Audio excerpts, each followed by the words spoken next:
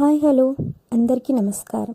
Welcome to our channel rowdy Prema episode 8. Rowdy Prema 1 to 7 చదివిన తర్వాత చదవండి. ఐషుకి చాలా ఇబ్బందిగా ఉంది కృతిక్ అలా చూడటం. అయినా ఏమనలేక అలా ఇబ్బందిగా వర్క్ చేసుకుంటూ ఉంటుంది. కృతిక్ చూపులకి ఇబ్బందిగా అనిపించి శృతి దగ్గరికి వెళ్తుంది.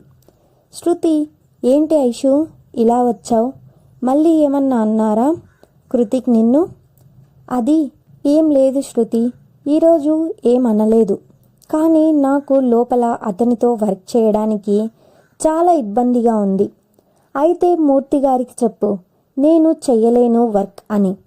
ఇద్దరు మాట్లాడుకుంటూ ఉంటే ఒక్కసారి 10 మంది రౌడీలు ఆఫీస్లోకి వచ్చి వస్తువులు అన్నీ పగలగొడుతున్నారు.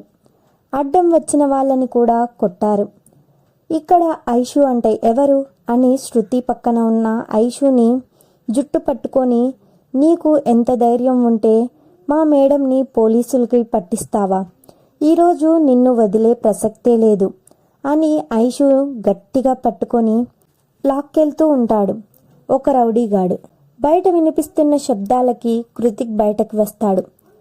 చూసేసరికి ఒకడు ఐషుని లాక్కెళ్లడం చూసి కృతిక్కి బాగా కోపం వస్తుంది. కృతిక్ పక్కన టేబుల్పై ఏదో పేపర్ వెయిట్ ఉంటే దాన్ని గురి చూసి ఐషుని లాక్కెళ్తున్న రౌడీపైకి విసిరేశాడు. అది తగిలి వాడు కింద పడతాడు. మిగతా రౌడీలు అందరూ కృతిక్ని కొట్టడానికి రాడ్స్ తీసుకొని వస్తారు. కృతిక్ ఐషుని లేపి సరిగ్గా నుంచోబెట్టి శృతిని పిలిచి పట్టుకో అంటాడు. కృతిక్ మీదకి ఇద్దరు రాడ్స్తో వస్తారు. ఇద్దరిని చెరొక్క చేత్తో పట్టుకొని పైకి లేపి కింద పడేస్తాడు. తర్వాత ఒకేసారి 4 వస్తారు. 2 కాళ్ళతో ముందు ఇద్దరిని ఒక్క తన్ను తన్నాడు. వాళ్ళు ఇద్దరు దూరంగా ఎగిరి కింద పడతారు. తర్వాత ఇద్దరిని కలిపి రౌండ్స్గా తిప్పుతూ పొట్టలో పంచెస్ ఇస్తూ ఉంటాడు. వీళ్ళని కొట్టడం చూసిన మిగతా వాళ్ళు మెదలకుండా అక్కడే చూస్తూ నించుంటారు. వాళ్ళల్లో ఐషు జుట్టు పట్టుకున్న వాడిని లేపి కృతిక్ గట్టిగా చెంపపై ఒకటి పీకుతాడు. వాడు ఆ దెబ్బకే కింద పడతాడు. నీకు ఎంత ధైర్యం ఉంటే ఈ కృతిక్కి కాబోయే భార్య పైన చెయ్యి వేస్తావా అని ఆ రౌడీ చెయ్యి విరిచేస్తాడు. ఆ రౌడీ బాధతో గట్టిగా అరుస్తున్నాడు. రేయ్, మరి నువ్వు నా ఐషుని పట్టుకున్నప్పుడు తనకి ఎంత బాధగా అనిపించిందో ఇప్పుడు అర్థమైందా అంటాడు. కృతిక్ చేసిన పనికి అక్కడ ఉన్న అందరూ ఆశ్చర్యపోయి అలా చూస్తూ ఉన్నారు. కృతిక్, నిన్ను పంపించిన మేడంకి చెప్పు, నా ఐషుని ఎవరు తాకను కూడా తాకలేరు అని. వెళ్ళండి ఇక్కడి నుంచి అని అంటాడు.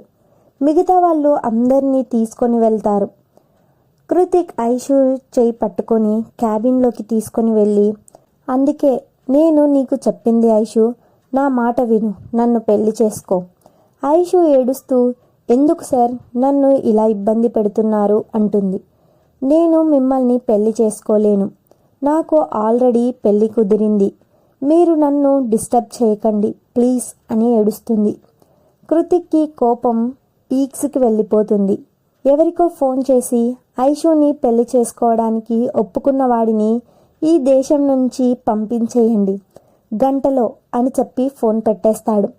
ఐషు, నిన్ను నేనే పెళ్లి చేసుకుంటాను. పెళ్ళి అనుకున్నారు అంతే కదా, అలా అనుకున్నందుకే వాడు వేరే దేశం వెళ్ళాడు. పెళ్ళి ఫిక్స్ అయ్యుంటే పైకి వెళ్ళేవాడు అని కోపంగా చెప్తాడు. కృతిక్ని అంత కోపంగా చూసి ఐషుకి చాలా భయం వేస్తుంది. నువ్వు నన్ను మాత్రమే పెళ్లి చేసుకొని తీరాలి, ఇది ఖచ్చితంగా జరిగి తీరుతుంది. నువ్వు ఒప్పుకోకపోయినా కూడా కృతిక్ నీ భర్త, గుర్తుపెట్టుకో అని చెప్పి వెళ్ళిపోతాడు. కృతిక్ వెళ్ళిపోగానే ఐషు దగ్గరికి మూర్తి, శృతి వస్తారు. మూర్తి చాలా బాధగా చూస్తూ ఉంటాడు ఐషు వైపు. శృతి, ఏడవకు ఐషు, మనం ఈ కృతిక్ని ఏం చెయ్యలేము, పోలీసులు కూడా అతని వైపే ఉంటారు, నువ్వు ధైర్యంగా ఉండు, పద ఇంటికి వెళ్దాం అని మూర్తిని అడిగి ఐషుని ఇంటికి తీసుకువెళ్తుంది. రాధ ఏమైంది అప్పుడే వచ్చేశారు అని అడుగుతుంది. అది ఆంటీ, ఐషుకి కొంచెం తలనొప్పిగా ఉంటే వచ్చేసామిద్దరం. ఇప్పుడు ఎలా ఉంది ఐషు? నాన్నని రమ్మన్నా హాస్పిటల్కి తీసుకువెళ్తారు. అయ్యో వద్దా ఆంటీ, మీరు వెళ్ళి కొంచెం టీ తీసుకురండి. టాబ్లెట్ వేసుకుంటే తగ్గిపోతుందా ఆంటీ?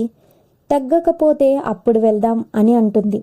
ఐషు ఇంకా అలానే ఉంది. మనసులో ఎందుకు అతను నా లైఫ్లోకి వచ్చాడు, ఎందుకు ఇలా మనశ్శాంతి లేకుండా చేస్తున్నాడు అని ఆలోచిస్తూ ఉంటుంది. శ్రీనివాస్ కూడా వస్తారు. ఐషు తగ్గిందా తలనొప్పి? లేకపోతే హాస్పిటల్కి వెళ్దాం తల్లి. లేదు నాన్న, తగ్గింది. మీరు ఫ్రెష్ అవ్వండి వెళ్ళి. బాగానే ఉంది నాకు, మీరు టెన్షన్ పడొద్దు అని చెప్తుంది ఐషు. ఐషు భయానికి జ్వరం కూడా వస్తుంది. శృతిని దగ్గరుండి చూసుకుంటుంది. డాక్టర్ వచ్చి టాబ్లెట్లు ఇచ్చి ఇంజెక్షన్ చేసి వెళ్తారు. కొంచెం మత్తుగా ఉంటుంది. రేపు ఉదయానికి తగ్గిపోతుంది అని చెప్పి వెళ్ళిపోతాడు. రాధ నేను చూసుకుంటాను అన్నా కూడా శృతి నేనే చూసుకుంటానులే ఆంటీ, మీరు వెళ్ళి నిద్రపోండి అని చెప్పి పంపించేస్తుంది రాధని. నైట్ 11కి మూర్తి ఫోన్ చేస్తాడు శృతికి. శృతి బయటకు వచ్చి మాట్లాడుతూ ఉంటుంది. కొంచెం ఫీవర్ వచ్చింది సార్, రేపు ఆఫీస్కి మధ్యాహ్నం నుంచి వస్తాము అని చెప్పి ఫోన్ పెట్టేస్తుంది. ఏదో కార్ వచ్చిన సౌండ్ అయితే బయటకు వచ్చి చూసి, బాబోయ్ ఈ కృతిక్ వచ్చాడేంటి? అసలే ఐషుకి జ్వరంగా ఉంది, ఇతన్ని చూసిందో ఇంకా ఎక్కువ అయిపోతుంది అని ఆలోచిస్తూ ఉంటుంది.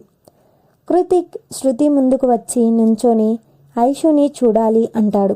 శృతి ఏం మాట్లాడకుండా కృతిక్ని ఐషు రూమ్లోకి తీసుకువస్తుంది.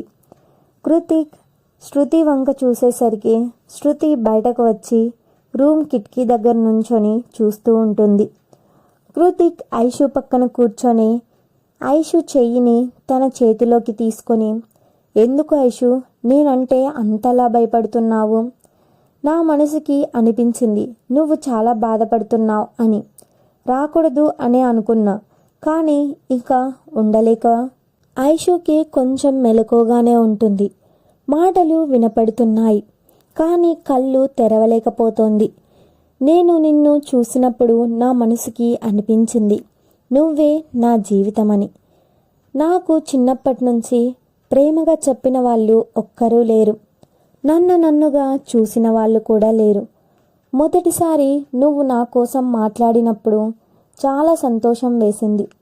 నాకంటూ ఒకరు నా అనేవాళ్ళు ఉంటే చాలా బాగుంటుంది అని నిన్ను చూసినప్పుడు అనిపించింది. అందుకే నువ్వు నా జీవితంలోకి వస్తే బాగుంటుంది అనే చిన్న ఆశతో నీతో అలా ప్రవర్తించాల్సి వస్తుంది. నాకు మొదటి నుంచి ప్రేమగా మాట్లాడటం, ప్రేమగా చూసుకోవడం రాదు. అందుకే నీ మీద ప్రేమ ఉన్నా దాన్ని నీకు సరిగ్గా తెలియపరచలేకపోతున్నా. నీకు నా కోపం మాత్రమే కనిపిస్తుంది. నా ప్రేమ ఎప్పుడు కనిపిస్తుంది? నాకు నువ్వు కావాలి, నువ్వు లేకపోతే నేను ఉండలేను అని చెప్పి ప్రేమగా ఐషు నుదుటిపై ముద్దు పెట్టుకొని అక్కడి నుంచి వెళ్ళిపోతాడు. శృతి కృతిక్ మాటలకి చాలా బాధగా అనిపిస్తుంది. కృతిక్ కంట్లో నీళ్లు కూడా చూస్తుంది. నచ్చుతుంది అనుకుంటున్నా. Stories continue. Wait for the next episode. Subscribe to our channel. Thanks for watching.